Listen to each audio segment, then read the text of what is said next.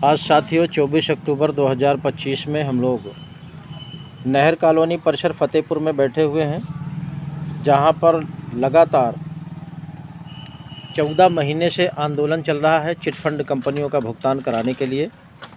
और ये हमारे आंदोलनकारी साथी भी बैठे हुए हैं। प्रतिदिन की तरह आज भी भारी मात्रा में निवेशकों ने अपना अपना फार्म जमा करके जिलाधिकारी कार्यालय में जमा किया है और ये कृत्य निरंतर चल रहा है। बराबर लगभग 13 लाख से ऊपर भुगतान के दावा फार्म जिलाधिकारी कार्यालय में जमा हो चुके हैं।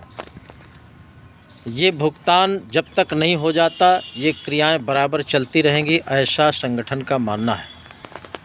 और इस वीडियो संदेश के माध्यम से आपको तमाम तरह की जानकारी देंगे।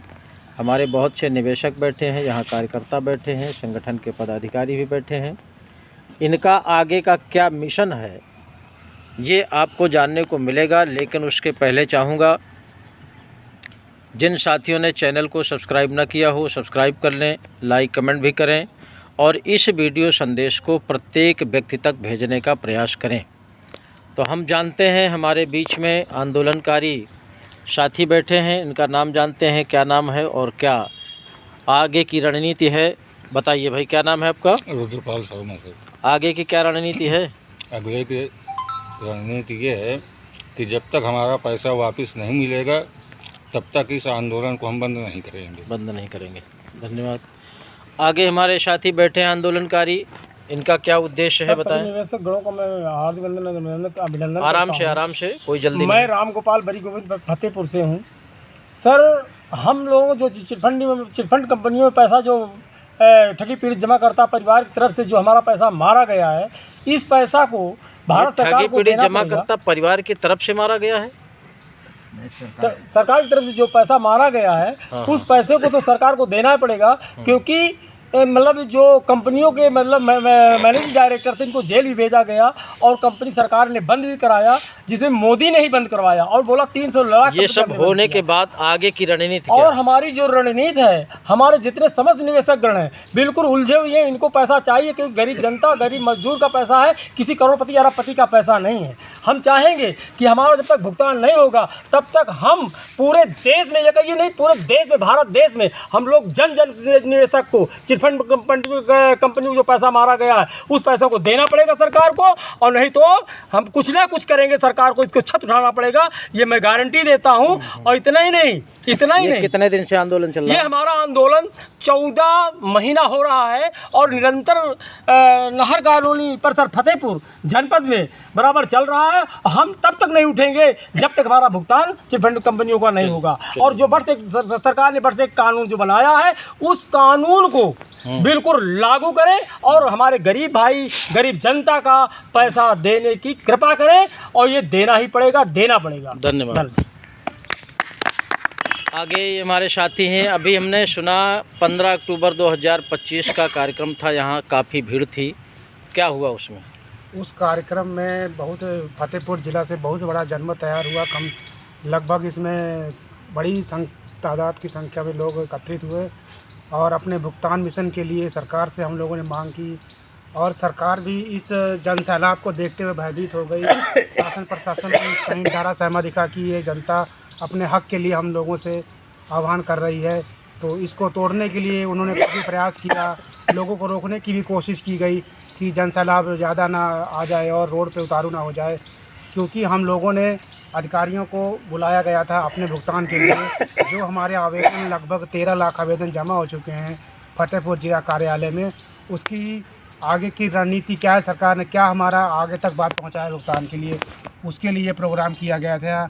लेकिन काफ़ी सफलता मिली है, समय भी ज़्यादा बढ़ा दिया है फार्म जमा करने के लिए। लेकिन जब तक हमारा भुगतान नहीं होगा ये आंदोलन इसी तरह चलता रहेगा। ठगी पीड़ित जमा करता परिवार फतेहपुर से। धन्यवाद सर। आगे आपका क्या नाम है? सर, मेरा नाम हरिओम प्रजापति, ब्रह्मपुर ढकौली। 15 अक्टूबर को जो इन्होंने बताया कि 15 अक्टूबर को काफ़ी शासन प्रशासन ने प्रयास किया रोकने का, तो एक तरह से हम मानते हैं कि आपका कार्यक्रम असफल हो गया, तो आगे की क्या रणनीति है? आगे की रणनीति ये है कि आज इस 15 अक्टूबर को तो कम से कम 10% लोग आए थे।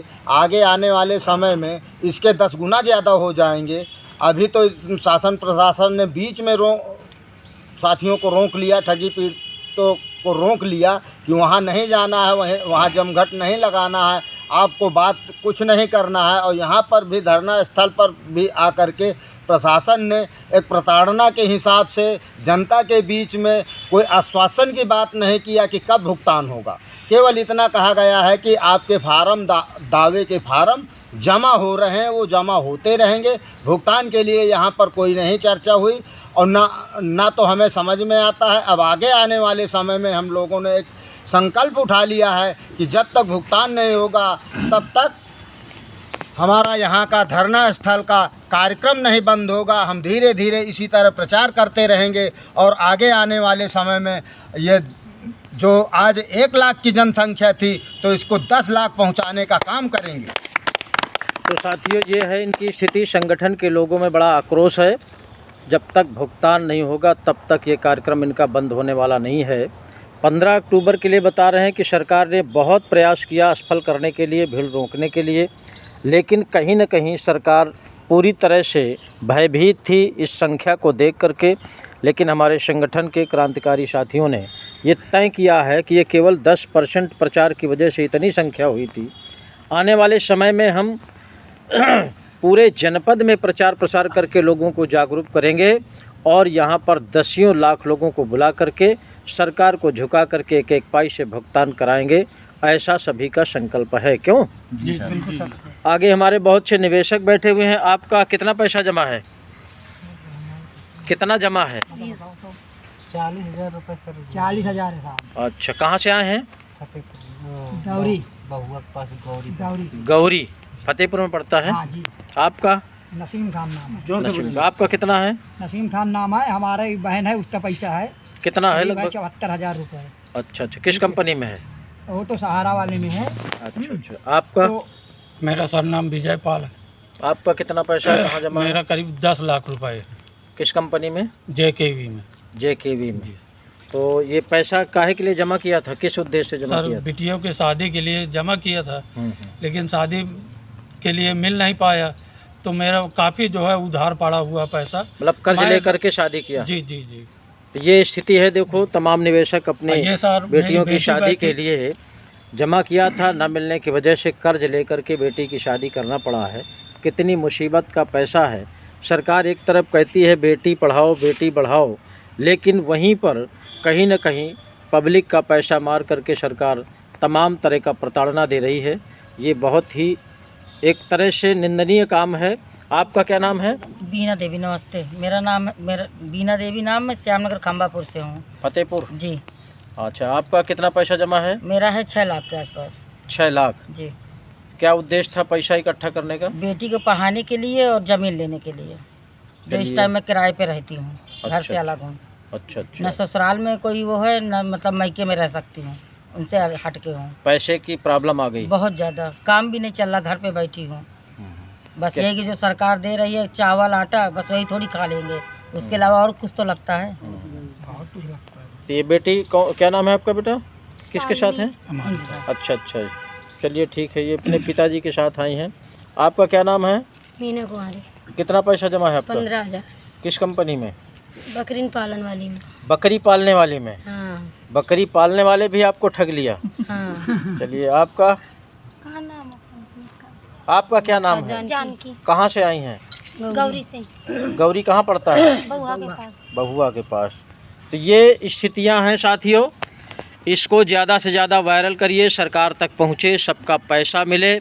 और ये संगठन ठगी पीड़ित जमाकर्ता परिवार प्रत्येक कंपनी के प्रत्येक निवेशक के भुगतान की मांग कर रहा है, वो भी विधिसम्मत तरीके से, जो भारत सरकार ने कानून बनाया है वर्ड्स एक्ट 2019 के तहत, जिसको अनियमित जमा योजनाएं पाबंदी अधिनियम 2019 कहते हैं। इस कानून में प्रत्येक निवेशक की जमा रकम से 2 से 3 गुना रकम वापस करने की उसमें गारंटी है। इसके साथ साथ आवेदन से 180 दिन में भुगतान की गारंटी है। ये भारत सरकार का कानून कहता है। उसी कानून के तहत हमारा संगठन भुगतान की मांग कर रहा है। जय हिंद, जय भारत।